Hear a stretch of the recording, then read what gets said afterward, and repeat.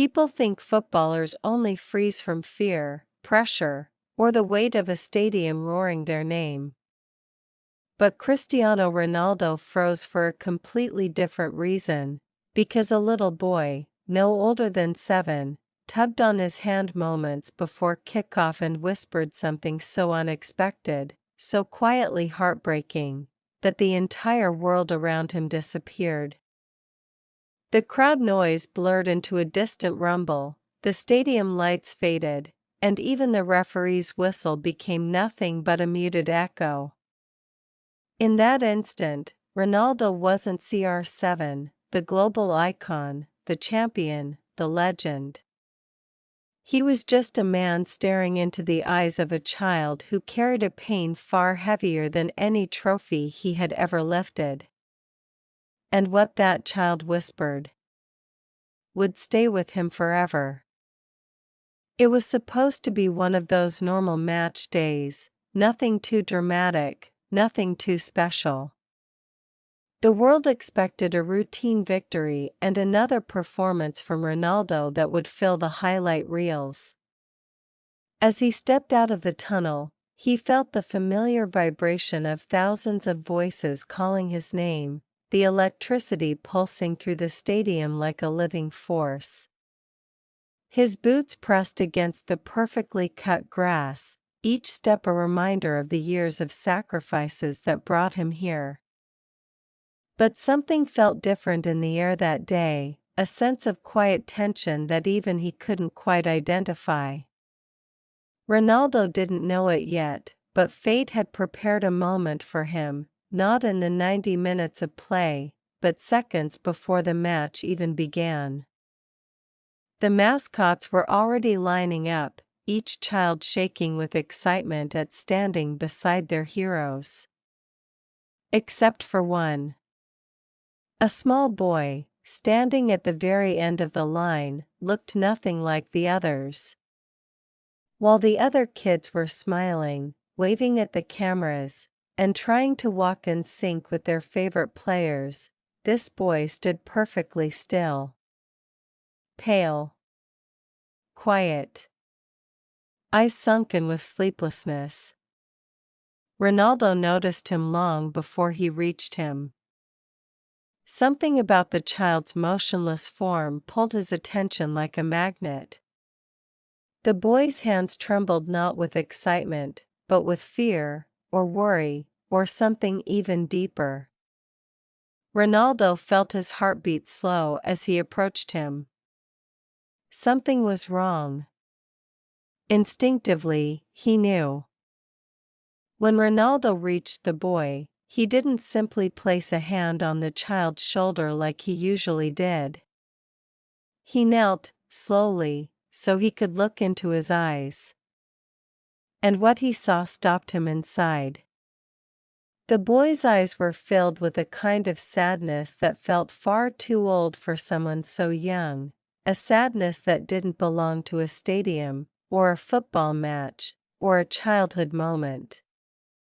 Ronaldo had seen many things in life, poverty, loss, pressure, but this was different. The boy didn't even smile at him, didn't react to his presence, didn't show the slightest spark of excitement. It was like he was standing on the edge of a cliff, holding on to something only barely. Ronaldo gently asked, "Are you okay?" And the boy simply shook his head. The referee blew the whistle, signaling the players to begin the pre-match lineup. Ronaldo took the boy's hand to guide him forward, but the boy tugged his arm gently and pulled him closer. Then, leaning toward Ronaldo's ear, he whispered something so soft that even the nearest camera wouldn't have caught a single syllable. But Ronaldo heard it clearly. "Can you help me find my dad? He didn't come home last night." The words hit Ronaldo harder than any tackle he had ever taken. His breath caught in his throat. For a moment he couldn't speak, couldn't move, couldn't even blink. It felt like time folded inward, While the stadium roared around him, Ronaldo stood frozen, trapped inside the weight of a child's fear, a fear he knew all too well.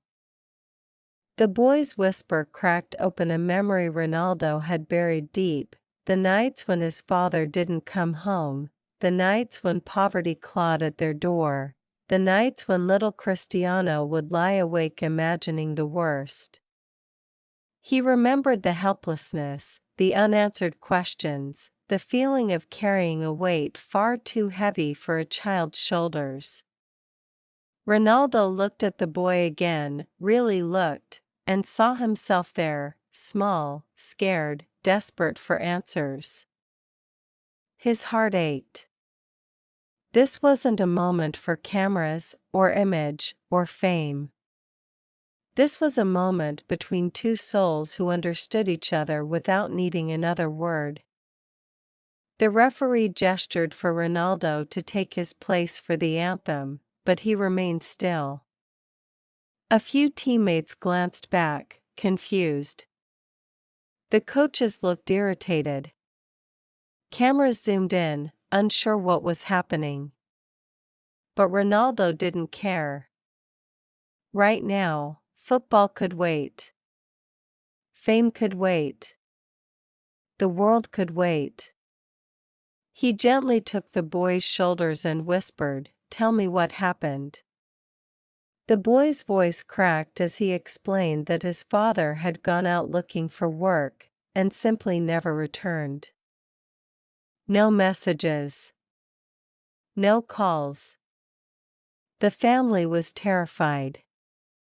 They feared something awful. And the boy had been brought to the match by a neighbor who thought it would distract him, but it only made him realize how alone he felt. Ronaldo felt something inside him twist painfully. With thousands watching and the anthem seconds away, Ronaldo made a decision without hesitation. He placed his gloved hand over the boy's chest and told him, "You're not alone. When this match ends, I'm going to help you. I promise." And this wasn't a PR promise, not a celebrity gesture. This was Cristiano speaking as the child from Madeira, the boy who once felt forgotten by the world. The boy stared up at him, eyes wide, tears pooling but not falling. For the first time that day, he nodded. Ronaldo squeezed his hand. The stadium saw the gesture but didn't understand the gravity behind it. Only the two of them knew the truth. When the match finally kicked off, Ronaldo sprinted onto the field, but his mind stayed with the boy.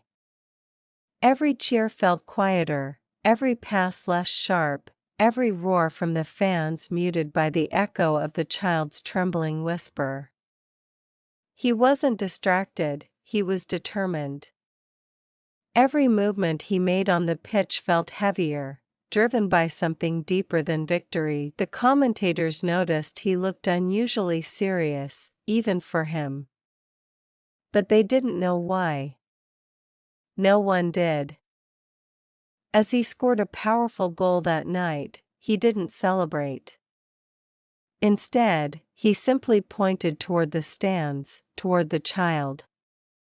Because this game wasn't for the record books, it was for him. The moment the game ended, Ronaldo didn't shake hands, didn't greet players, didn't even acknowledge the camera swarming around him.